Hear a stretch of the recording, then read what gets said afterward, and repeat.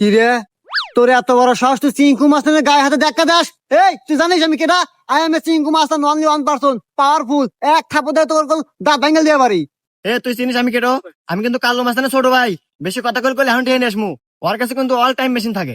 কি তুই চিঙ্কু মাস্টারের গয় দেখাস? এ যা দেখে নিয়ে যা। দাঁড়া। কিরে এই হুমন্দি মারছে তো? হ্যাঁ ভাই।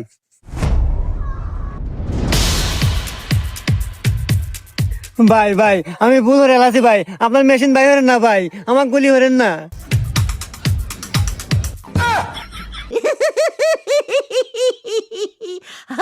আচ্ছা ভাই, আপনি এই মেশিন বানালেন কে বলে?